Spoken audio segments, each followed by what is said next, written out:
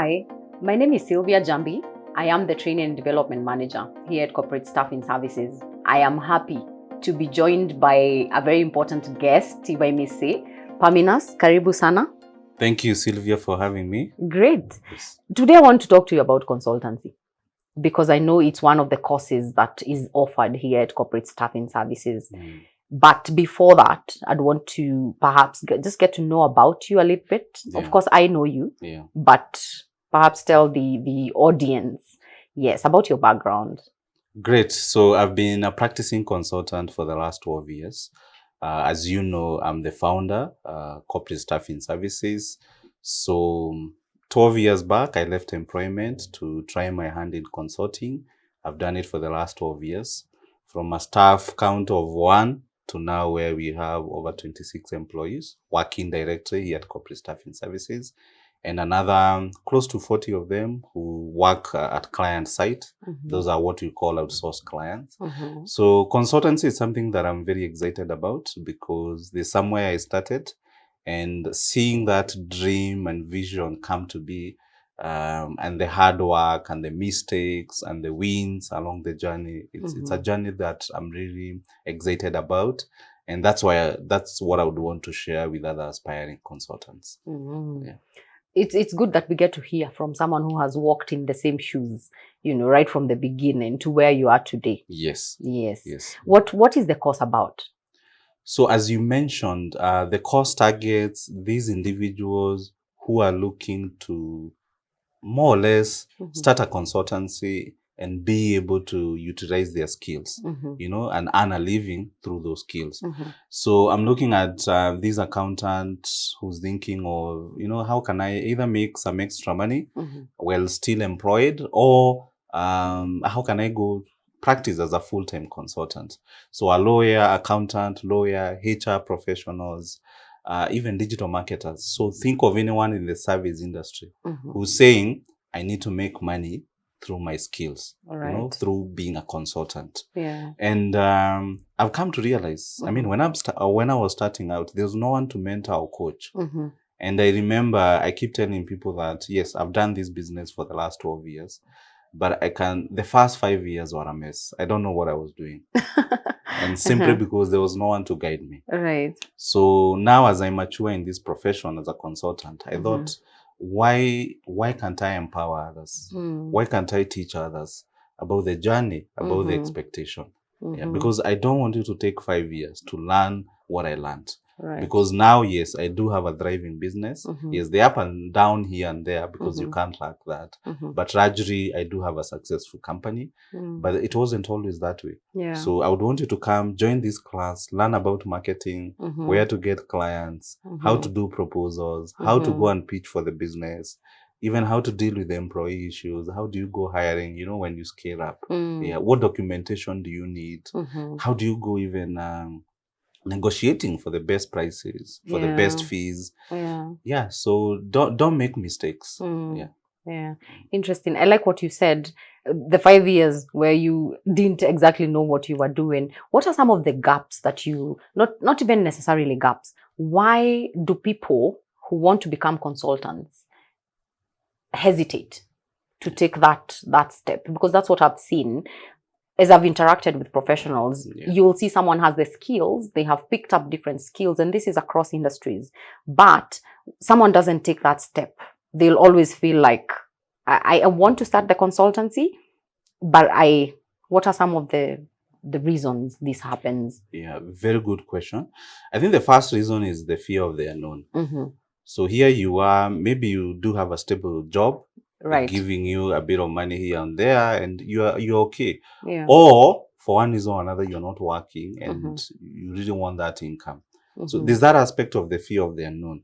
However, what is really preventing people from taking that step is really the fact that they don't know where to start, especially when it comes to client acquisition. And that's the biggest gap, because it doesn't matter how much law you know. It doesn't matter how much HR I know. It doesn't matter how good you are as a videographer. If you don't have a client, one single client, it doesn't matter. You're not in business. So until you bridge that gap, then you're going to have a very hard time. Mm-hmm. And especially for people who are coming from, very big firms where you had marketing, you have business development. So you as a lawyer, there was a whole department supporting you. Mm-hmm. But now you've set up your own small law firm. And you're supposed to be the business development manager. You're supposed to be the lawyer. Even sometimes you're supposed to be the accountant. Yeah. So that marketing is something that is really ignored by many consultants, and they come to know this at a very late stage. And sometimes some of them don't recover. Right. Yeah. So what I'm trying to do with this course is to tell you, Sylvia, you're coming on board as a lawyer, as an engineer. You have that. Okay. And that you are very good at that. All right. What I'll teach you about is how do you get clients? How do you service these clients? How do you write proposals such that you can get business? And when you get business, we can now say you're a consultant. Yeah. So until you're able to bridge that gap in terms of how do I go setting up and getting clients, then only then can you say you're a consultant. All right. I have a question. Now, the people joining this class cut across different industries. Tell us more about the structure of the class, because you could have someone from manufacturing or someone who's a lawyer and another who's an accountant, or they're in accounting and finance. And all these people, yes, they do have a common goal. They have a common need. They all want to start a consultancy. How is the class structured? What is the duration of this course? How do you get to tap into everybody to bring out the best in them, even as they plan to take that step into consultancy? Yeah. Thank you for that question.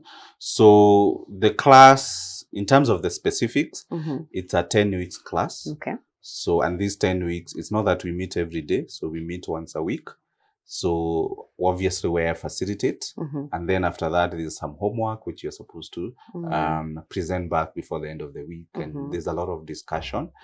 And this class, you pointed out something quite unique, that yes, you might have a lawyer, an engineer, a communication expert, even a HR expert. So remember, we are taking you through the principles of consultancy. Okay. Yeah. So it's like driving. Today, if I teach you how to drive a car, tomorrow you can drive a Probox. You can drive a Mercedes, isn't it? Right. So long as I've taught you the right, the class. It's the concept. Exactly. Right. So you find the gaps, they cut across different industries, different sectors. And also the fact that people are also coming from different industry, it enriches the class because people are able to share experiences. Right. So lawyers, you say this and that. The marketing professionals will also give their take. And also don't forget, some people also get business, referral business through the same classmates. Because people from different industries also. Yeah. Yeah. So you might find, there's an example I had of a lawyer. And this lawyer ended up getting business from half of the class because now registration of the company, the incorporation. Yeah. So it does help to have a diverse class. And it's a 10 weeks class where now we learn the practicalities of setting up a consultancy, marketing the consultancy, getting clients, servicing them, and even ensuring repeat business. Great. I have this burning question that I want to pose to you. Is there anything else you incorporate into the training aside, the getting clients and marketing yourself and all that? Is there anything else? What if I have a speaking issue, a public speaking issue? What if I have a confidence issue? You teach me how to go to the clients, but how do I go to these clients? Is there anything else you add on? Are there any add-ons to the class? Very, very good question. So what we do now, after we've set a firm foundation on consultancy skills, now we do have another class. It's called public speaking class, speak with confidence class. So if there's someone who has a gap there, it's a class we do offer, and they get to meet and interact with other professionals. And then because this would be an additional course, they do get it at a highly discounted rate. Yeah. Okay. Yeah. That's and also great. Just in addition to that, also apart from that class, it's the practicality. So if you have a proposal, we do help you, refine the proposal. I'll have a look at it, give my opinion, advise you on how to go about it. So it's pretty practical. Yeah. All right. Let's talk success rate, because I know that's something that our audience, they're going to be very interested in. Yeah.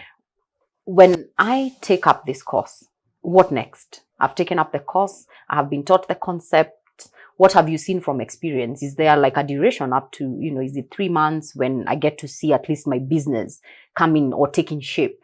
Yeah. Very good question. Looking back at the students that we've had, I would say even before the end of the class, you'll find between 20 to 30% of the people, they've already started getting assignments. Because it's practical. When I come, I teach you how do you come up with a proposal. Tomorrow, you can be able to implement that. So I've seen 20 to 30% of them, they've already started getting business.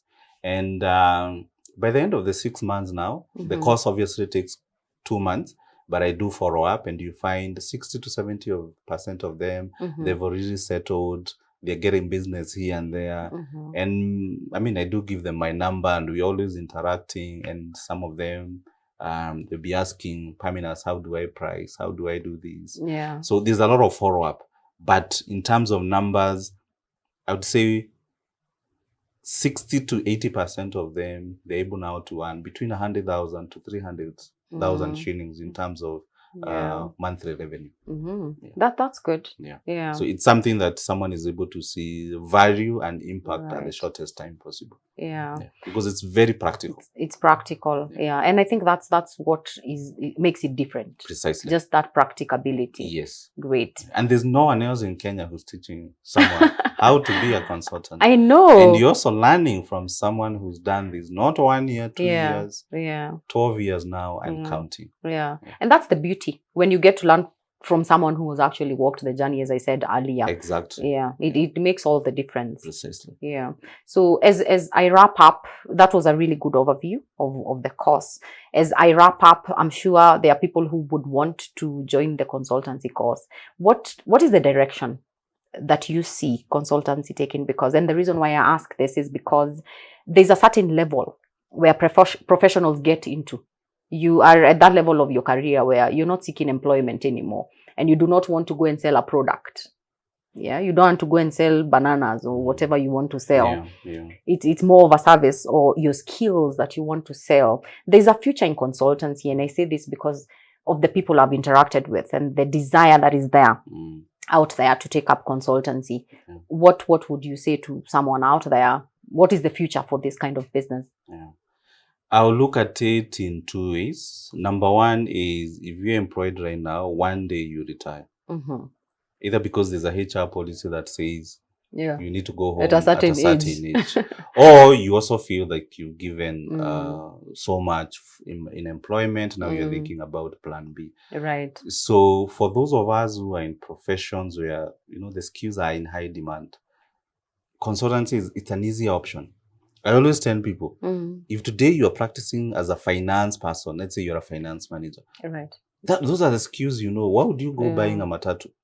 And you have no idea about matatus. Yeah, about how to run the business. Precisely. So, but as a finance person, you already have the skills. So what you need to learn is maybe how to market those skills and how to handle clients. So it's an easy entry point for a lot of skilled professionals. Then the other approach is that businesses nowadays are they are very open to using consultants. I mean, I'm a good example. HR profession was not a recognized profession 10 years ago. Right. But now it's a thriving industry. We have a lot of other even HR consultancies. IT, procurement even. There are people I know now they've specialized in supply chain management. Lawyers, they've always been there. Engineers. So companies now are embracing, you know, in terms of dealing with consultants. And COVID has made even the situation better because companies are looking to cut cost.